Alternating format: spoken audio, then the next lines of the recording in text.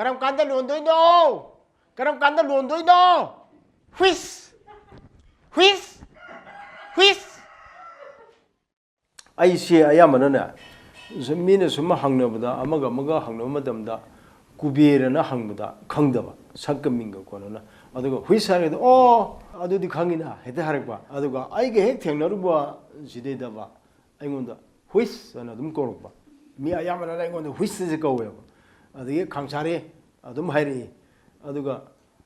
휘스크 민지보 까리 거비기 마시데 와리 아이네 얌사 이지고 Joseph रंगीलान अदगी Rajen सिना उनका माने happy ना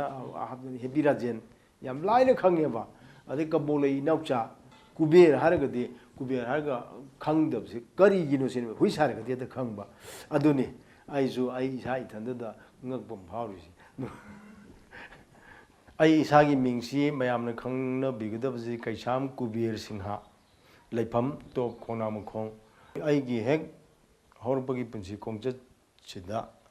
गोगी आर्ट्स की रिजिकल लोरबा मतुंगदा आइसे अंगांग ओरिङेदगी इबसि याम पामजरे इबा कोई सैरेंगुंबा दगी वारी मचा दगी अतै तै इबगी लमसिदेदा आइसे खुद यामना थारमने हारमदको होजि चुमरमगदा दुम थाय अदुगा सिगी खुद थारकपसिदा आइदा सुम तरुपसिदे सुम इरकपसिदा मसिदगी हेन मपुंग फागदबसिदी थिएटर गुम्बा सिदेदा चंगगदी हेना मपुंग फागनी हाबसे आइगोंदा याम थाजबो म लेगिबदगी थिएटर द खोंदारुई अदुदगी आइ आर्ट की लंबीदा अदुम चलखरे हाइदि इनिंगबगी इथिलदु इनिंगबदु मपुंग फानबगी इथिल पिनबगी मचाक ओइना आर्ट की लमसिदा खोंदार खिना हाइजरे अंगांग ओरिङा सिदा आइसि मायाम सोले मायाम सोलमदगी आइसि मियाम ममांदा अखोइगी स्कूल की करिगुमा प्रोग्राम हम तव मतमदा शेरिंगुमा थीबगा दम पामजबा अदमा सरुक्सी यानिंगबा अदुबो आइगी इकाई थीबा हायगदरा मसिन मरम ओइदना आइसि यावबगासि इंगम गमजदबा अदैदि मसि माइजे कमाई कनगदगे हाइना सुम खलकबदा 1982 मतमदो आई ग्रेजुएट ओरिबा मतमदगो ग्रेजुएट की परीक्षा पीगरा अदा अखोइगी सिदेदा इनक नकना क्लब अंखो लइए पब्लिक क्लब हाइना पब्लिक क्लब की ब्रांच अमोइना पगदा हाइना पब्लिक क्लब ड्रामा एसोसिएशन हाइदना अमखक लिंखकी अखोइ लेकाइगी थिएटर पामजबा अहल लमनिंगजिना सिल्लगा होजिगी पगदा हाइना अमखक लिंखलेबा अदैदा सिगी वर्कशॉप सि थिएटर वर्कशॉप अमा अखोइगी मनाक नकपजिदेदा लंफेल हाई स्कूल लेना अमखक ले अदुगी स्कूल सिलेदा अखोइगी क्लब की अहल सिंगसिना सिल्लेरगा वर्कशॉप में पांथोकी मदैदा आइगी इकाइबसी माइ सोनबसी खरा फगदराना मदुदा आइना सरुप याजगी आइगी यान हनबा स्टेज दा काखलगा आइगी परफॉर्मेंस पीसी 1984 दा जीएम हॉल दा अचाक पमै बुल्लेना ड्रामा अमख तोगी मदुदा क्वाइदिगी यान हाना आइगी अहानबा परफॉर्मेंस से पिजगी जिगी जीएम हॉल उल्कदबा लीला से पांखलपा मतमजिदा अइगोंदा सिगी मपा जिमदा साबियोना यावबियोना हारपदिगी अदु चंगजगिबदगी परफॉर्मेंस सुमाय तो फंगिबनि अहान परफॉर्मेंस अदि 1996 सिदा अखोइगी मथम बीर टिकेंद्र जे लीला जे सुम पुथोरे अदुदा सुम पुथोरबजिदा चहीजिदी अंगोम निंथौ साबसे वाटपा रिएक्शन जे सुम तोरबजिदा अखोइ इमानबा खालेलु रहमानैना माजे हमिसु कौवे आइगे याम लुतिनब इमानी माना असबुंदो अखोइ लीला रिएक्शन तौरिदो दु येंगसिना हाय अस तलनेदा गाउदि येंगसु कदोरगे चलगा आइसि येंगेबा येंबदुदा आई लाइवइग्रे मिंगदि पंजरे कांगबुम बीरबाबो ओजा अखोइगे कांगबुम बीरबाबोसिना डायरेक्शन पिए अदा अंगम निंथौगी मतंगसि योरपजिदा अंगम निंथौजे थोपिनिंगा लेक्तरेबा आई इमानबा हमिचे माना ओजाना अयाबा पिबीरगदि आइगी इमानबा खग लाई मांगदं हगोलमना यागदरा आइना हाय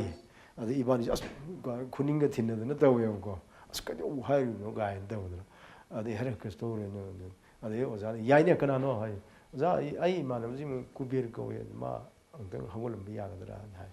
आइजे हगोले ओजागी अयाबा यावरकांदा अदो नमितु करी तवनो तान चारु हायरकदरा ꯑꯩꯅ ꯇꯧꯔꯨꯕ ꯈꯨꯗꯤꯡꯃꯛꯁꯤ ꯑꯩꯉꯣꯟꯗꯁꯨ ꯃꯨꯠꯁꯤ ꯀꯗꯥꯏꯗꯒꯤꯅꯣ ꯈꯪꯗꯦ ꯂꯥꯛꯈ꯭ꯔꯦꯕ ꯑꯩꯈꯣꯏꯒꯤ ꯑꯪꯒꯣꯝ ꯅꯤꯡꯊꯧꯅ ꯃꯥꯏꯄꯥꯛꯄꯤꯗ ꯊꯥꯡ ꯁꯤꯟꯅꯕꯒꯤ ꯀꯣꯅꯨꯡ ꯁꯦꯟꯅꯅꯕ ꯁꯤꯟꯅꯕꯒꯤ ꯃꯇꯥꯡꯗꯣ ꯑꯗꯨ ꯇꯧꯕꯁꯤꯗꯩꯗ ꯃꯌꯥꯝꯁꯦ ꯍꯦꯛꯇ ꯀꯞꯈ꯭ꯔꯦꯕꯀꯣ ꯑꯗ ꯑꯩꯗꯤ ꯍꯥꯟꯅꯁꯨ ꯇꯧꯔꯛꯄ ꯅꯠꯇꯦ ꯑꯗꯨꯒ ꯈꯨꯗꯛꯇ ꯇꯧꯕꯗ ꯃꯌꯥꯝꯁꯦ ꯀꯞꯈ꯭ꯔꯦ ꯑꯗꯩꯗꯤ ꯌꯥꯔꯦ ꯑꯪꯒꯣꯝ ꯅꯤꯡꯊꯧꯁꯦ ꯃꯉꯣꯟꯗ ꯀꯨꯝꯍꯜꯂꯁꯦꯅ ꯇꯧꯗꯅ ꯑꯗꯨꯃꯥꯏꯅ ꯑꯩꯁꯦ ꯆꯍꯤ 3-4 ꯑꯪꯒꯣꯝ ꯅꯤꯡꯊꯧꯁꯤ ꯀꯨꯝꯃꯛꯈꯤꯕꯀꯣ ꯁꯣꯔꯠ ꯄ꯭ꯂꯦ ꯀꯝꯄꯤꯇꯤꯁꯟ ꯌꯥꯎꯅꯅꯕꯁꯤ ꯑꯩꯒꯤ ꯈ꯭ꯋꯥꯏ ꯏꯍꯥꯟ ꯍꯥꯟꯕꯁꯤ ꯃꯀꯣꯛ ꯄꯥꯜꯂꯛꯇ꯭ꯔꯕ ꯃꯤ ꯍꯥꯏꯗꯅ ꯄꯥꯟꯊꯣꯏꯕꯤ ꯅꯥꯇ꯭य ꯃꯟꯗꯤꯔꯒꯤ ꯑꯩꯈꯣꯏꯒꯤ ꯑꯣꯖꯥ ꯌꯨꯝꯅꯥꯝ ꯔꯥꯖꯦꯟꯗ꯭ꯔ ꯁꯪꯒꯤꯅꯥꯇꯛ ꯑꯦꯀꯥꯗꯃꯤ ꯑꯦꯋꯥꯔꯗꯀꯣ ꯃꯥꯅ ꯗꯤꯔꯦꯛꯁꯟ ꯄꯤꯕ ꯑꯃꯈꯛ ꯇꯧꯕꯗ ꯑꯗꯨꯗꯒꯤ ꯃꯊꯪ ꯁꯨꯝ ꯌꯥꯎꯔꯛꯑꯦ ꯑꯣꯖꯥꯁꯤꯅ ꯊꯤꯌꯦꯇꯔ ꯇꯧꯒꯦ ꯍꯥꯏꯕ ꯇꯥꯔꯒꯗꯤ ꯅꯪ ꯖꯒꯣꯏꯁꯨ ꯍꯩꯒꯗꯕꯅꯤ ꯏꯁꯩꯁꯨ ꯍꯩꯒꯗꯕꯅꯤ ꯑꯗꯒꯤ ꯃꯥꯔꯁꯤꯌꯦꯜ ꯑꯥꯔꯠꯁ ꯊꯥꯡ ꯇꯥꯁꯨ ꯍꯩꯒꯗꯕꯅꯤ ꯑꯗꯒꯤ ꯑꯩꯈꯣꯏ ꯈꯣꯡꯖꯣꯝꯒꯨꯝꯕ ꯄꯦꯅꯥꯒꯨꯝꯕ ꯁꯤꯁꯨ ꯃꯄꯨꯡ ꯐꯥꯅ ꯁꯩꯁꯛꯄ ꯑꯃ ꯅꯠꯇ꯭ꯔꯒꯁꯨ ꯁꯤꯒꯤ ꯈꯖꯤꯛ ꯅꯪ ꯂꯣꯏꯅꯃꯛ ꯍꯩꯖꯤꯟꯕ ꯃꯊꯧ ꯇꯥꯏꯌꯦꯅ ꯇꯥꯛꯄꯤꯌꯦꯕ ꯑꯣꯖꯥꯅ ꯑꯗꯩꯗꯤ ꯑꯩꯁꯦ ꯆꯍꯤ 12 ꯁꯨꯏꯁꯦ ꯗꯥꯟꯁ ꯑꯦꯀꯥꯗꯃꯤꯗ ꯖꯋꯥꯍꯔꯂꯥꯜ ꯅꯦꯍꯔꯨ ꯃꯅꯤꯄꯨꯔ ꯗꯥꯟꯁ ꯑꯦꯀꯥꯗꯃꯤꯁꯦ ꯁꯥꯔꯇꯤꯐꯤꯀꯦꯠꯇꯒꯤ ꯍꯧꯔꯒ ꯆꯍꯤ 23ꯁꯦ ꯑꯩꯁꯦ ꯖꯒꯣꯏꯁꯦ ꯑꯃꯨꯛ ꯇꯝꯃꯦꯕꯀꯣ ꯑꯥꯔꯠꯁꯤꯅ ꯀꯌꯥꯝ ꯄꯥꯛ ꯆꯥꯎꯒꯦꯗ ꯃꯥꯒꯤ ꯑꯣꯏꯔꯛꯅꯕ ꯍꯣꯠꯅꯔꯛꯄꯗ ꯀꯌꯥꯝꯅ ꯃꯁꯥ ꯃꯔꯤꯡꯁꯤ ꯀꯌꯥꯝꯅ ꯗꯔꯀꯥꯔ ꯂꯩꯒꯦꯁꯦ ꯃꯊꯧ ꯇꯥꯒꯦꯁꯦ ꯁꯤꯗꯅꯤꯀꯣ ꯂꯩꯔꯛꯏꯁꯦ ꯑꯗꯣ ꯑꯩ ꯆꯍꯤ 23ꯁꯦ ꯇꯝꯃꯦ ꯑꯗꯩ ꯄꯥꯟꯊꯣꯏꯕꯤ ꯅꯥꯇ꯭य ꯃꯟꯗꯤꯔ ꯁꯤꯗ ꯃꯔꯨꯑꯣꯏꯅ ꯄꯥꯟꯊꯣꯏꯕꯤ ꯅꯥꯇ꯭य ꯃꯟꯗꯤꯔꯅꯦ ꯄꯗꯥꯅꯦ ꯑꯅꯤꯁꯤ ꯑꯩꯒꯤꯗꯤ ꯌꯥꯝꯅ ꯑꯩꯉꯣꯟꯗ ꯌꯥꯝꯅ ꯑꯩꯒꯤ ꯍꯧꯒꯠꯂꯛꯄꯗ ꯑꯩꯒꯤ ꯂꯩꯍꯥꯎ ꯑꯣꯏꯈꯤꯕ ꯃꯐꯝꯅꯦꯕꯀꯣ ꯑꯩꯕꯨ ꯌꯣꯛꯄꯤꯔꯛꯄꯅꯤ ꯑꯅꯤꯁꯦ ꯄꯥꯟꯊꯣꯏꯕꯤ ꯅꯥꯇ꯭य ꯃꯟꯗꯤꯔꯁꯤꯗ ꯂꯩꯕꯗꯒꯤꯗꯤ ꯑꯩꯅ ꯅꯣꯛꯄꯗꯦꯗ ꯑꯃꯨꯛ ꯅꯣꯛꯄꯗꯦꯒꯤ ꯑꯥꯔꯇꯤꯁ ꯀꯧꯔꯛꯄꯗ ꯑꯍꯥꯟꯕ ꯑꯅꯤꯁꯨꯕ ꯚꯣꯂꯨꯝꯁꯤ ꯌꯥꯎꯍꯧꯗ꯭ꯔꯦ ꯑꯗꯨꯒ ꯑꯍꯨꯝ ꯁꯨꯕꯁꯤꯗꯩꯗ ꯑꯩꯁꯦ ꯅꯣꯛꯄꯗꯦꯗ ꯆꯠꯂꯦ ꯅꯣꯛꯄꯗꯦꯗ ꯆꯠꯄꯗꯒꯤ ꯑꯩꯈꯣꯏꯒꯤ ꯅꯣꯛꯄꯗꯦꯒꯤ ꯁ꯭ꯀ꯭ꯔꯤꯞ ꯔꯥꯏꯇꯔ ꯗꯤꯔꯦꯛꯇꯔ ꯄ꯭ꯔꯣꯗ꯭ꯌꯨꯁꯔ ꯁꯥꯔꯣꯏꯅꯤ ꯀꯨꯃꯥꯔꯁꯤ ꯎꯅꯔꯦ ꯃꯉꯣꯟꯗ ꯌꯥꯎꯔꯦ ꯑꯗꯒꯤꯗꯤ ꯅꯣꯛꯄꯗꯦꯒꯤ ꯚꯣꯂꯨꯝꯁꯤ ꯊꯥꯔꯗꯒꯤ ꯌꯥꯎꯕꯁꯤꯅ ꯃꯊꯪ ꯁꯨꯝ ꯌꯥꯎꯔꯛꯄꯁꯤꯅ ꯚꯣꯂꯨꯝ 9 ꯁꯤꯗꯩꯗ ꯈꯥꯡꯉꯦꯟꯐꯝꯗ ꯉꯥꯏꯔꯤꯌꯦꯅ ꯁꯤꯒꯤ ꯋꯥꯔꯤꯁꯤꯗꯩꯗ ꯑꯩꯁꯤ ꯕꯂꯗꯦꯕ ꯍꯥꯏꯅ ꯅꯨꯄꯤꯅ ꯉꯝꯕ ꯅꯨꯄꯥ ꯑꯃꯈꯛ ꯁꯥꯈꯤ ꯅꯨꯄꯤꯅ ꯉꯝꯕ ꯅꯨꯄꯥ ꯑꯃꯈꯛ ꯁꯥꯈꯤꯕꯁꯤ ꯕꯂꯗꯦꯕꯁꯤꯗꯩꯗ ꯑꯩꯅ ꯍꯨꯏꯁ ꯍꯥꯏꯕ ꯀꯩꯅꯣꯁꯦ ꯃꯁꯤ ꯁꯤꯖꯤꯟꯅꯈꯤꯕꯀꯣ ꯍꯨꯏꯁ ꯍꯥꯏꯕ ꯋꯥꯍꯩꯁꯤ ꯁꯤꯖꯤꯟꯅꯈꯤꯕ ꯁꯤꯗꯒꯤꯅꯦ ꯑꯩꯕꯨ ꯃꯌꯥꯝꯅ ꯀꯣꯃꯦꯗꯤꯌꯥꯟ ꯑꯃ ꯑꯣꯏꯅ ꯈꯪꯕꯤꯈ꯭ꯔꯤꯁꯦ ꯑꯗꯣ ꯑꯩ ꯏꯁꯥꯁꯤ ꯀꯣꯃꯦꯗꯤꯌꯥꯟ ꯑꯃ ꯑꯣꯏꯔꯕ꯭ꯔꯥ ꯃꯌꯥꯝꯅꯕꯨꯗꯤ ꯀꯣꯃꯦꯗꯤꯌꯥꯟꯅꯤ ꯍꯥꯏꯕꯤꯔꯦꯀꯣ ꯑꯗꯣ ꯑꯩ ꯏꯁꯥꯁꯤ ꯀꯣꯃꯦꯗꯤꯌꯥꯟ ꯑꯣꯏꯕ꯭ꯔꯥ ꯑꯣꯏꯗꯕ꯭ꯔꯥꯁꯦ ꯑꯩ ꯍꯧꯖꯤꯛꯐꯥꯎꯁꯦ ꯑꯩꯉꯣꯟꯗ ꯑꯩ ꯍꯥꯏꯕ ꯉꯝꯖꯗ꯭ꯔꯤ ꯐꯣꯔꯝ ꯐꯣꯔ ꯂꯤꯕꯔꯦꯇꯔꯤ ꯊꯤꯌꯦꯇꯔ ꯍꯥꯏꯅ ꯕꯣꯗꯤ ꯃꯣꯁꯟ ꯀꯝꯃꯨꯅꯤꯀꯦꯁꯟ ꯍꯥꯏꯗꯅ ꯋꯥꯔꯛꯁꯣꯞ ꯑꯃꯈꯛ ꯇꯧꯈꯤꯑꯕ ꯑꯗꯨ FFLTꯒꯤ ꯑꯗ ꯋꯥꯔꯛꯁꯣꯞꯁꯤ ꯇꯧꯕꯁꯤꯗꯩꯗ ꯑꯩꯈꯣꯏꯒꯤ ꯑꯗꯨꯗ ꯁꯔꯨꯛ ꯌꯥꯔꯤꯕ ꯑꯩꯈꯣꯏꯒꯤ ꯄꯥꯟꯊꯣꯏꯕꯤ ꯅꯥꯇ꯭य ꯃꯟꯗꯤꯔꯒꯤ ꯁꯔꯨꯛ ꯌꯥꯎꯔꯤꯕ ꯑꯥꯔꯇꯤꯁꯁꯤꯡꯁꯦ ꯂꯣꯏꯅꯃꯛꯁꯤ ꯔꯥꯎꯟꯗ ꯐꯝꯍꯜꯂꯦ ꯔꯥꯎꯟꯗꯀꯣ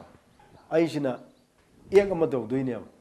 ꯑꯩꯅ ꯇꯧꯔꯤꯕ ꯑꯦꯛꯁꯤ ꯅꯦꯛꯁ ꯑꯃꯨꯛ ꯑꯃꯗ ꯑꯩꯅ ꯄꯤꯅꯤꯡꯕ ꯃꯤ ꯑꯃꯗ ꯄꯥꯁ ꯇꯧꯒꯗꯕꯅꯦꯕ ꯑꯗꯨꯗ ꯑꯩꯈꯣꯏꯒꯤ ꯐꯤꯂꯝꯒꯤ ꯗꯤꯔꯦꯛꯇꯔ ꯑꯣꯏꯔꯤꯕ ꯑꯦꯛꯇꯔ ꯑꯣꯏꯕ ꯗꯤꯌꯥ ꯑꯗꯒꯤ ꯗꯤꯌꯥꯒꯤ ꯃꯌꯥꯝꯕ ꯔꯇꯟ ꯈ꯭ꯋꯥꯏꯔꯥꯛꯄꯝ ꯃꯥꯁꯨ ꯑꯗꯨꯝ ꯊꯤꯌꯦꯇꯔꯒ ꯐꯤꯂꯝꯗꯒꯁꯨ ꯀꯨꯝꯈꯤꯕꯅꯦꯕꯀꯣ ꯃꯣꯏꯁꯨ ꯂꯣꯏ ꯌꯥꯎꯔꯤꯅꯦ ꯑꯗꯨꯃꯥꯏꯅ ꯃꯊꯪ ꯄꯥꯁ ꯇꯧꯕꯁꯤꯗꯩꯗ ꯗꯤꯌꯥꯁꯤꯅ ꯑꯩꯈꯣꯏꯒꯤ ꯂꯩ ꯑꯉꯥꯡꯕ ꯖꯨꯕꯥ ꯀꯨꯁꯨꯝ ꯑꯉꯥꯡꯕꯗꯣ ꯃꯃꯥꯏꯁꯨ ꯄꯥꯛꯏꯗꯅ ꯀꯨꯆꯨꯁꯨ ꯉꯧꯏꯗꯅ ꯃꯉꯣꯟꯗꯗꯤ ꯌꯥꯝ ꯄꯛꯆꯩꯌꯦꯕꯀꯣ ꯑꯗꯨꯒ ꯃꯥꯒꯤ ꯖꯨꯕꯥ ꯀꯨꯁꯨꯝꯁꯤ ꯁꯤꯗꯩꯗ ꯊꯦꯠꯂꯒ ꯃꯥꯅ ꯍꯧꯖꯤꯛ ꯇ꯭ꯔꯥꯟꯁꯖꯦꯟꯗꯔꯒꯤ ꯑꯦꯛꯇꯤꯡꯁꯦ ꯇꯧꯔꯒꯦ ꯍꯧꯒꯠꯂꯛꯄꯅꯦꯕ ꯑꯗꯨ ꯇꯧꯔꯀꯥꯟꯗ ꯃꯊꯪ ꯃꯥ ꯁꯨꯝ ꯄꯥꯁ ꯇꯧꯔꯒ ꯁꯨꯝ ꯇꯧꯔꯦ ꯑꯗꯩ ꯑꯩꯉꯣꯟꯗ ꯇꯥꯔꯦ ꯑꯩꯁꯨ ꯇꯧꯔꯦ ꯑꯩꯉꯣꯟꯗ ꯇ꯭ꯔꯥꯟꯁꯖꯦꯟꯗꯔ ꯈꯣꯏꯗꯣꯡꯑꯅ ꯑꯃꯈꯛ ꯌꯥꯎꯋꯦꯕꯀꯣ ꯇ꯭ꯔꯥꯟꯁꯖꯦꯟꯗꯔ ꯑꯃꯈꯛ ꯃꯥꯟꯖꯒꯤ ꯀꯥꯡꯊꯣꯟ ꯍꯥꯏꯕ ꯍꯧꯖꯤꯛꯀꯤ ꯄ꯭ꯂꯦꯁꯤꯒꯤ ꯃꯃꯤꯡꯁꯦ ꯑꯗ ꯃꯥꯟꯖꯒꯤ ꯀꯥꯡꯊꯣꯟꯁꯤꯗ ꯑꯩꯁꯦ ꯈꯣꯏꯗꯣꯡꯑꯅ ꯇ꯭ꯔꯥꯟꯁꯖꯦꯟꯗꯔꯒꯤ ꯔꯣꯜꯁꯤꯃ ꯄꯤꯔꯛꯄꯅꯤꯗ ꯑꯗꯨ ꯄꯤꯔꯛꯄꯗꯒꯤꯔ ꯀꯃꯥꯏꯅ ꯇꯧꯕꯅꯣ ꯅꯣꯛꯄꯗꯦꯗ ꯆꯪꯉꯛꯑꯀꯥꯟꯗ ꯑꯩꯈꯣꯏ ꯁꯥꯔꯨꯏꯁꯤꯅ ꯑꯃꯨꯛꯀ ꯑꯩꯉꯣꯟꯗ ꯇ꯭ꯔꯥꯟꯁꯖꯦꯟꯗꯔꯁꯦ ꯔꯪꯒꯤꯂꯥꯜ ꯍꯣꯏ ꯖꯣꯁꯦꯞ ꯍꯣꯏ ꯖꯣꯁꯦꯞꯅꯦ ꯔꯪꯒꯤꯂꯥꯜꯅꯦ ꯑꯩꯅꯦ ꯑꯩꯈꯣꯏ ꯁꯥꯗꯕꯗꯤ ꯑꯝꯇ ꯌꯥꯎꯗꯦꯀꯣ ꯑꯗꯨ ꯃꯔꯨ ꯑꯣꯏꯅ ꯑꯩꯉꯣꯟꯗ ꯄꯤꯔꯛꯈꯤꯕ ꯑꯗꯒꯤꯗꯤ ꯉꯁꯥꯏ ꯈꯥꯡꯉꯦꯝꯐꯝꯗ ꯉꯥꯏꯔꯤ ꯍꯥꯏꯗꯅ ꯑꯩꯈꯣꯏ ꯑꯣꯖꯥ ꯅꯤꯂꯙꯖ ꯈꯨꯃꯟꯅ ꯁꯣꯔꯥꯠ ꯀꯅꯥꯅ ꯁꯣꯟꯕꯤꯒꯅꯤ ꯍꯥꯏꯕꯅꯤ ꯃꯥꯅ ꯏꯕ ꯃꯇꯝꯗꯗꯤ ꯑꯗꯨꯒ ꯑꯃꯨꯛ ꯉꯁꯥꯏꯒꯤ ꯅꯣꯛꯐꯗꯦꯒꯤ ꯆꯥꯅꯅꯕ ꯑꯩꯈꯣꯏ ꯁꯥꯔꯣꯏꯅꯤꯅ ꯑꯃꯨꯛ ꯁꯤꯜꯂꯀꯥꯟꯗ ꯈꯥꯡꯉꯦꯟꯐꯝꯗ ꯉꯥꯏꯔꯤꯅ ꯊꯣꯜꯂꯀꯥꯟꯗ ꯍꯧꯖꯤꯛꯀꯤꯁꯦ ꯅꯝꯕꯗ ꯑꯩꯁꯦ ꯕꯂꯗꯦꯕꯁꯦ ꯁꯥꯍꯟꯈꯤ ꯑꯗꯨꯗꯒꯤ ꯑꯩꯅ ꯁꯤꯖꯤꯟꯅꯕ ꯍꯨꯏꯁ ꯍꯥꯏꯕꯁꯤꯗꯒꯤ ꯈꯪꯅꯕꯒꯤ ꯋꯥꯔꯤꯁꯤ ꯁꯨꯃꯥꯏꯅ ꯇꯧꯗꯅ ꯂꯩ each and every person ai family si ko loi no bai ngon da adu gi de ai ne tong je ba si da ai na akai ba toi ba ka so thoi do ba tong do ba ni na ai gi yam ba mong na ai ngon da dum makeup do bi tawre ju moi da lei ba ni na ai ngon da support loi no bu support do ai ji matam da pan thu bi na te mandir da lei ri ko adu khoi world theater day si pang thu ko doi ne ba world theater day si pang thu no ba ji thabuk chat ba tholok bu ji de da ai ming di paloroi khoi gi swai da ni adum ko ahan sing khara hal akhoi de gi senior hai ta re akhoi de gi senior oi ba ala ma ji ne hekta transgender oi ne urga ingo de lak na rak bani da ke ne thabuk tholai du ko ale mar ga transgender oi ga lak na rak bu ai sounding ya ba sounding bu de gi koi gi sounding ba ji ne helman gi da na ai se phada bu ngam udre ba mai gala si par ga jing mane ba pan dukan ang phang lei pan dukan ki manak da ne ba ad gala ji par ka swai jing bi ai ka yang kan na force yaw na jing gi ai khang dre ba ma ji nga sai gi pan dukan gi sung wal se ma ma tak ang ye sham wal akoi yam ba ai ne nga sai pan ji gi ba ai gi hek thang na ba yam se si ga je thol le gi akoi gi yam ba gi ma sa jing thol le akoi i khu ga ga jing je ai kai no to ni do kai no 저 난 타부셔도 힘들어. 저러 또 우리 아이제 뭐 오도도가 쳤다는 거 자기 대들도 이제 서로 야오기는 숨마이나 받아본 거 먹도부도 나고 성민부도 아도 후직디 아이 모두 차오데 뭐이나 아이네 떠오르부도나 뭐지 능시비드나 아이몬다 뭐좀 이점점나 로이네 저리자니에나 아이 간도에 후직디 차오드래 타복도보다 아이 누가이버 파기로시디 loinu nungai bu ai ga heloi na ro si de ai masi ma de ai na sini heli ha bu ma ai thamjaroi maram di matang du gi matungi na mai pire bu role adu ga ai ne lori bu role loinu ngai ha jani yam sing no wai covid 19 manung se ko covid 19 ma khoi di art doctor ba artist khoi de atopa khoi white color job su to bu di yawi adu khoi di tau de bani na khoi na khara madu gi phangjar pa adi ai ne yumda khara subu khotpa tawga tawbuduna adudi hingjaram bai wane ko aduga covid 19 manung je po loi ne bak je hakda ban do gibdo loi ne bak thing gibdo adu yam wa ki adu ai gi matam den bagi haragadi ai di yumda inkon ga koidana yumda sum lemna di ai je thabuk subusi ai lemna lebi yam haina debu ko aduna inkol koi adagi atai atopa tabo ingang sing khara dawe insang napi si phangdi phangi phangasu yamna wana phangi dana ko mamal tang da mamal su adum khara su hengkalap adum tawni aduga chaba thapagi de ai gi su adum sahi magi chana nabdi lo singa uduna adum thamme ba adu khotna di hingbi ya de ko yam wai ai isamaksu covid 19 se ai positive oi haidana hairakdana ai quarantine center daga numit tarani leithui mayam mieng da goi artist comedian adi mayam no comedian en lobirobni na goi je matam pun da harau nunga jana dum leongune na dum ubirongune ba adubu sigi punsi kongchida agoi da su nopgi marumda agoi da awaba mayam ama adum thengne adu ngasai wari sarakbu su ai gi facial face is the index of mind na ai ngonda tariu mami soidan urongone masine hairidi mayamna nokba gakta oina uriba koi se manungdadi awaba kaya ma thengnei mayamda nokba gtang urbagi wani sini hajan all india multilingual short play competition 2003 sidaida ai je tas chang thu yena play duda ai je best actor phangi all india gi oina koi gi aina ta jari bu film che Sigi oina kogi manipa 17 sidida best actor in comic role aduma sima ai phangjagre yam nungai gi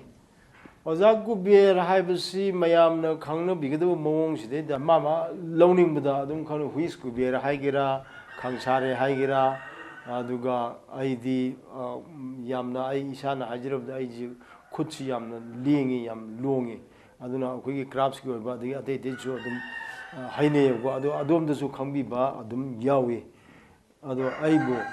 ai adu aina khwai pamjabdi icham chamjaba kubire na adumai khang